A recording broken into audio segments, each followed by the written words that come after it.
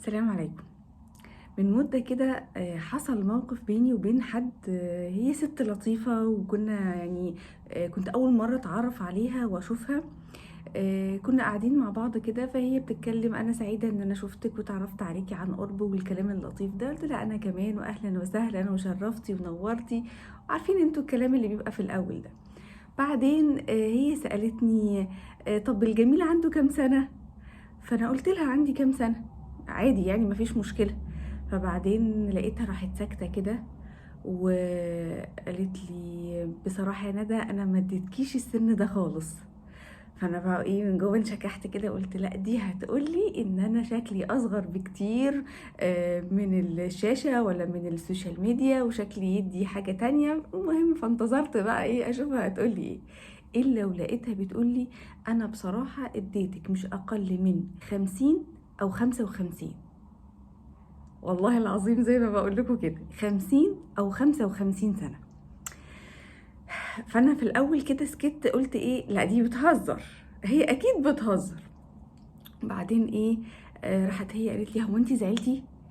فقلت لها: لا انا ما زعلتش ولا حاجه، بس انا يعني انا يعني اعتقد انك بتهزري صح. قالت لي: لا والله انا مش بهزر، انا فعلا لما شفتك حسيت ان انت عندك 50 سنه. فقلت يمكن انا مثلا كنت لسه طالعه من دور برد مثلا او تعبانه او كده. هل برضو ده يدي ان انا عندي 50 او 55؟ انا بالنسبه لي مش فارق معايا السن خالص، بل بالعكس انا دايما كنت قاعده اقول ايه: انا نفسي ابقى تيتا، نفسي قوي يعني ربنا يديني العمر وافرح بولادي وافرح بذريتهم وابقى تيتا. فانا مش فارق معايا العمر ده 20 من 30 من 50 من 100 ولا اي حاجه خالص. وربنا يجعله يا رب في الخير وفي الطاعه، ويعني في كل حاجه تقربنا من الله سبحانه وتعالى. ولكن اللي لفت نظري حاجه بيني وبين نفسي كده، قلت: طب افرض هي كانت بتتكلم مع حد بيفرق معاه الموضوع ده جدا وبيتضايق ويعني بياخد الموضوع ده بحساسية شوية، مش كان ممكن ان هي تزعل، تتأثر، تفضل تهري وتنكت في نفسها وتقول: يا نهار ابيض، هو انا ده انا شكلي عجزت، ده انا لسه يا دوب في ال30، تقوم تقول لي 55 ازاي ومش عارف ايه ده؟ يعني معنى كده ان انا اللي في سني خلاص 5 سنين وتبقى داخله على ال60 وسلام عليكم. يعني مش سلام عليكم يعني هيحصل لها حاجه، اطال الله اعمار الجميع يا رب. سلام عليكم بقى ايه؟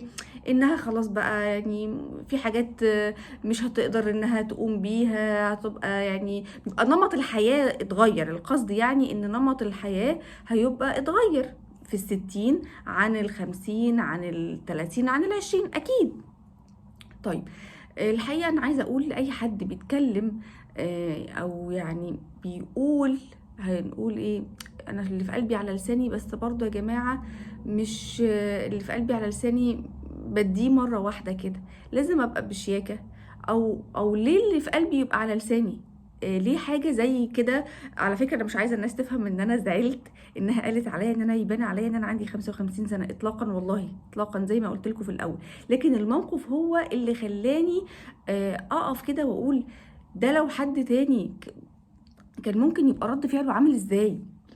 وبعدين الكلمة الطيبة صدقة. انت لما تقولي لواحدة قدامك مثلا ده احنا لما بنقول لواحدة عندك شكلك يدي 30 وهي عندها 29 و10 شهور بتزعل بعض الناس يعني، فما بالك بقى اللي انت تروحي نط بيه 20 سنة من عمره؟ ده ما بيبقاش مجرد ان انتي قلت لها كلمة عادية والله ده انا تقديري كده، والله انا شايفة كده. لا، ما بتبقاش كلمة عادية، بالذات العمر عند بعض النساء او كثير من النساء بيفرق جدا. بيفرق ان انا بنى عليا الكبر قوي، بيفرق ان انا خلاص كده يعني انا بقيت مجهدة لدرجة ان اي حد بيديني اكبر من عمري. بتفرق ان هي الناس بصالي بصت ان انا بقيت خلاص عجزت وما عادش فيا حيل ولا نفس ولا بتاع، علشان ان انا يعني اعيش حياتي اللي هي اعيش سني، يعني انا معرفش اعيش سني. فالحقيقة أنا عايزة أقول للناس اللي هي بتروح يعني سواء بتتكلم في موضوع العمر، أنا اديتك أكبر من كده، ده أنت شكلك يا ابني يديك كأنك عجزت، كأنك شبت، كأنك ال5 سنين اللي فاتوا دول كأنهم 20 سنة من عمرك، أنت رجع. وبالذات بقى اللي بيرجع من الغربة طبعا بيبقى راجع شكله متغير وحاجات كتير، فتلاقي الناس بتستقبله إيه ده أنت الغربة شيبتك. الكلمة دي بتنزل على المغترب كأنها سيف بيوجعه وبيؤلمه. الغربة شيبتك، هي فعلا الغربة بتشيب وبتوجع وبتؤلم وبتخلي الناس يبقى عندها حمل كبير، وهو على فكرة عارف، وبيقف في المراية وبيشوف وعارف شكله وعارف وزنه وعارف شعره اللي بيض وعارف وشه اللي كرمش وايده اللي كرمشت وخشنت، وعارف كل حاجة، عارف السكر اللي جاله والضغط وي، فمش مستني حضرتك اول ما تشوفه انك تاخده بالحضن وتقول له الغربة شيبتك. والله لا، هو عارف كويس جدا جدا وبيقول لحضرتك وفر على نفسك وبلاش تقول كده. هو اصلا راجع تعبان منهك شايل الهم. على فكرة بيبقى كتير كتير في الغربة دول بيبقوا مديونين، الناس فاكرة ان هم بيبقوا يعني قاعدين بياخدوا قاعدين على بير بترول، خصوصا اللي بيبقوا في الخليج، السعودية ولا الكويت ولا كده، فبيبقوا فاكرين ان الناس دي قاعدة على بير بترول. لا يا جماعة، المغترب لازم تقدروا مشاعره كويس جدا، ولازم الكلمة معاه تبقى بحساب، محسوبة، وما يبقاش كل تواصلك معاه ان انت عايز تتطقص على اخباره وتعرف هو عمل ايه، خد شغلانه جديده ولا لا، الكفيل عامل معاه ايه، هيصب الدور التاني امتى، وهيبعت ريالات امتى، وهيجيب عربيه ولا لا، وكل الكلام ده. والله يا جماعه حتى لو هو بيعمل كده فده واخد من عمره وشقاه وتعبه ومجهوده، ما تزعلوش مني.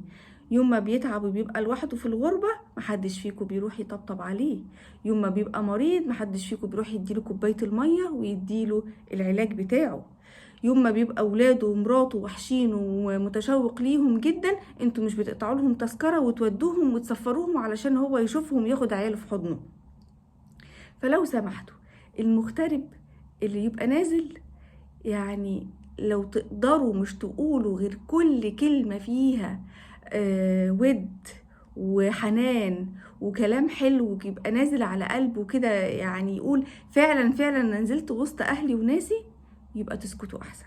فلتقل خيرا او لتصمت. اوعي تكون من الناس اللي الناس بتبعد عنها علشان تتقي شر لسانها او شر الكلام الدبش اللي هي بتديه. واظن انا اتكلمت في موضوع الناس الدبش دي قبل كده اكتر من مره في اكتر من فيديو، واللي بيقعدوا يقولوا ان احنا اصل احنا قلبنا ابيض، اصل احنا اللي في قلبنا على لساننا، اصل دبش، اصل انا ابني صريح، اصل كل الكلام ده ملوش اي اساس من الصحه، غير عفوا ما تزعلوش مني بين قوسين اسمها قله ذوق.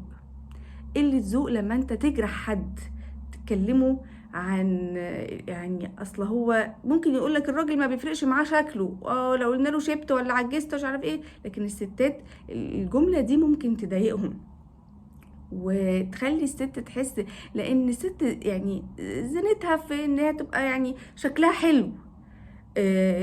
لما يتقال لها شكلك معجز او شكلك يدينا 60 سنه، ما اظنش ان هي هتكون مبسوطه او ان دي حاجه هتكون مريحاها.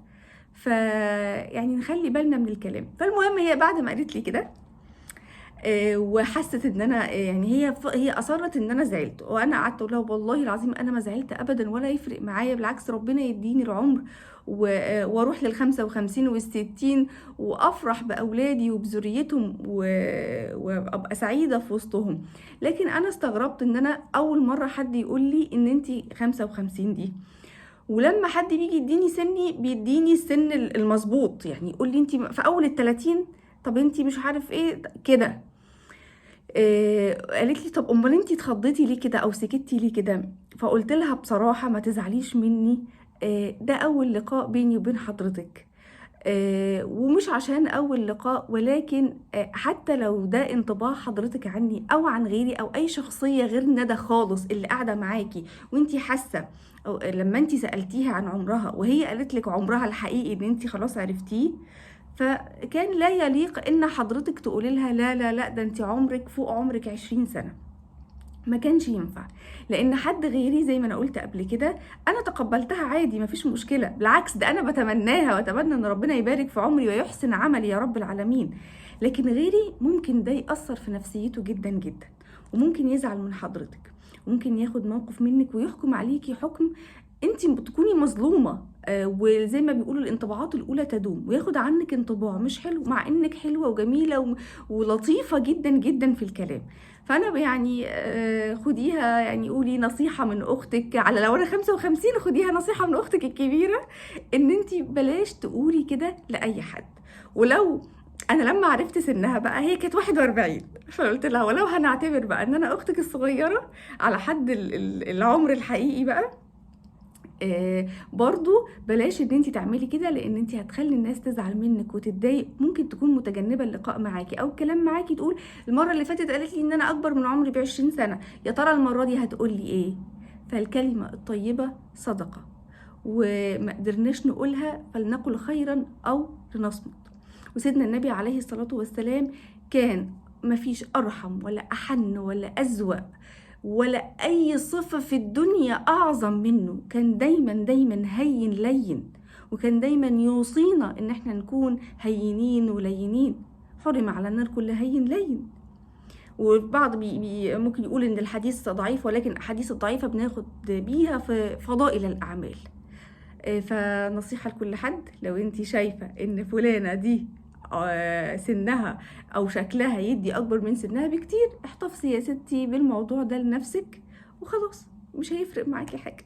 وربنا يحسن يبارك في اعمارنا جميعا ويحسن اعمالنا، ويجعل يا رب يعني اخر اعمارنا يكون فيها حسن خاتمة لله سبحانه وتعالى. ونمسك ده، نمسك اللي جوه ده، لان هو ده احنا هنكب في النار ليه؟ هنكب في النار ليه؟ حصائد ألسنتنا. طبعا ده مش معناه ان انا بقول ان الموقف ده ممكن يعمل كده، ولكن بشكل عام احنا لازم نحسب للكلمة حساب. الكلمة بتخرج من بقك لا يمكن هترجع تاني على الإطلاق. واشوفكم في فيديو جديد. سلام عليكم.